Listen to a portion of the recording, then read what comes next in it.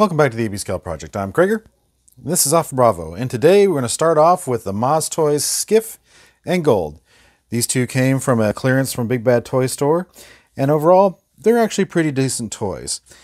Now, we've dismissed them before for regular mode and for the Cybertron mode for scale, but since I picked them up on the cheap, we're going to go ahead and take a look at them here. So, the Maas Skiff comes with the face shield face that you see here on Gold, and two guns, whereas the Gold only comes with the guns. It doesn't come with the extra face. And they're both very intuitive and pretty interesting toys. Since they're pretty much the same thing, and they even came in more colors than this, we're going to go ahead and just look at Skiff for now. So we're going to take Gold out to clear things up a little bit. Now this guy, as I said before, is an MP scale. So here's our MP version 1 Bumblebee. And you see that this matches up, and I've been using him as a stand-in, and he works pretty well. So take that out. Here he is with our regular Volkswagen Bug Bee. And you can see that, this is a little big for a scout class. This works pretty well, but they're really not in competition. So we'll bring in the Origin Bee, the buzzworthy Origin Bee. And again, you see this is a lot better scout class, and that's why it won over it. But let's go ahead and take a little bit deeper look at this robot mode. Look at the face sculpt there. Very serious Bumblemeister there. Yeah, lots of articulation, lots of joints. Backpack is pretty decent. You only have the boosters on the back and doesn't come out too much. The biggest thing is those shoulders. Those shoulders take up a lot of real estate. And plus the arm joints are a little janky, the way it has that extra, linkage in there that kind of droops the arms a little bit. And you kind of got to get these just set just right before it looks good. But otherwise, pretty good. Let's go ahead and take a look at the alt mode. All right. Here we have Skiff and Gold in their alt modes. And we see very flying saucer-like, kind of a flying wing flying saucer. Nice jets, a little bit of paint would have brought those out a little bit better. And you see underneath, you see the folded up robot, but still very intuitive. I mean, you know where everything goes. Everything tabs in, really solid, really good toy. So we look at Gold. Same thing in Gold, so I'll just do a quick fly around. Yeah, they definitely didn't put a lot of budget into paint apps. Again, everything's folded up underneath. I do like the blue and the gold they chose for Gold, though. It comes off looking really good. All right, we'll put Gold aside for now. All right, bring in the Origin Bee. You see the Origin Bee is a little bit closer to what we saw in episode 1. Just as a example, we've got the episode 1 3D print from Funbee Studios off of Thingiverse, where they try to make it as close to the original as they could, and you can see that the Origin Bee is definitely more of an episode 1. So, Origin Bee, still the better alt mode. This one's still pretty neat. I think this one looks more like Samus's ship in Metroid.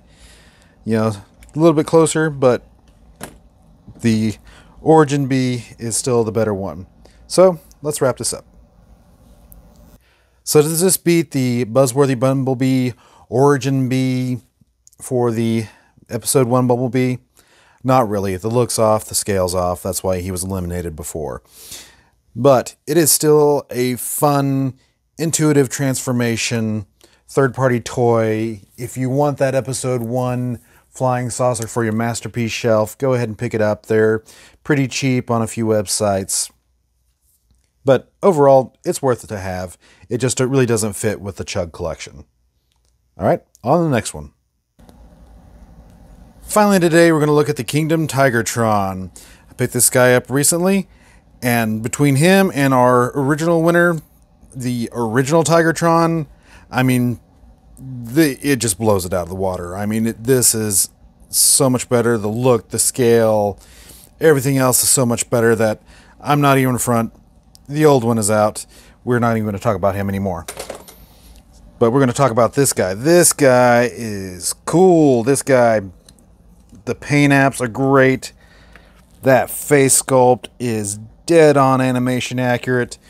Comes with his brain gun. The tail has some subtle yellowing for the beast mode that we'll look at here in a little bit. But really good. He even comes with some extra heel spurs back here to help him stay standing up. I mean, he just looks great. And he's got all the articulation you're looking for. You know, most of it's for transformation, but it makes him a very, very articulate bot. You got the ankle tilt a little bit, but very, very good looking. All right, let's bring in the Agent Ravage. And I had said that he was based off the Tigatron mold, which I was wrong. It's actually, this actually shares more parts with Cheetor than it does with Tigatron. So this is bigger, better. I like it. I was going to be actually going to be disappointed if he came in this scale. But here he is with the Netflix Cheetor. And that looks a lot better. Looks Cheetor can look up at him as the big cat. And that just looks great. Just for fun, here's Shadow Panther. Nothing new there. Although the Golden Disc Tigatron will have the mutant head, similar to Shadow Panther here. And then what you really want to see is how he looks next to the Kingdom Air Razor.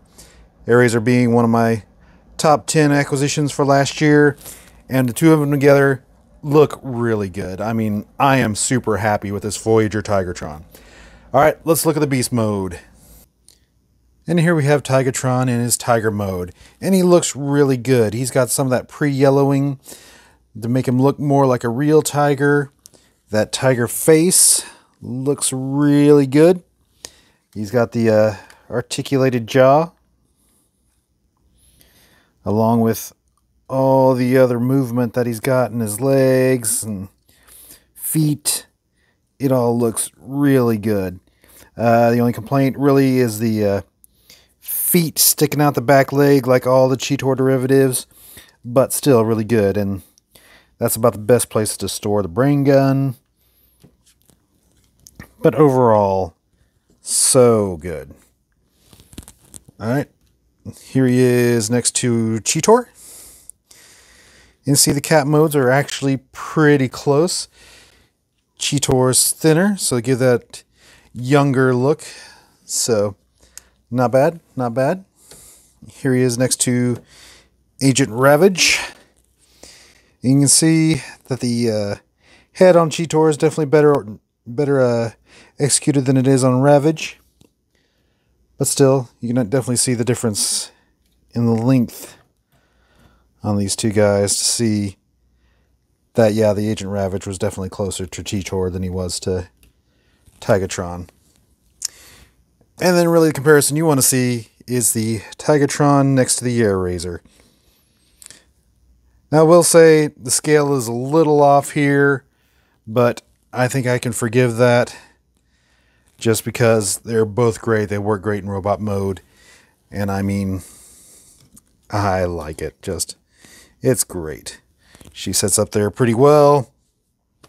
I think that works great. Let's go ahead and get some final thoughts.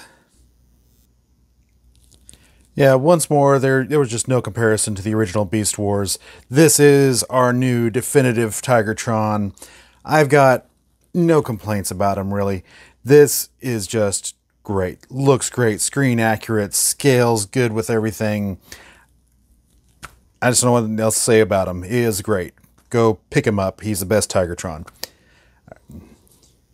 And one last time, here is our only new update. The Kingdom Voyager class Tigatron next to Air Razor here still look great together. Anyway, thanks for joining us today on the AB Scout Project. If there's a character you'd like to see, put your request in the comments below, although there aren't many left. Please like, share, subscribe, leave a comment, and I'll see y'all later.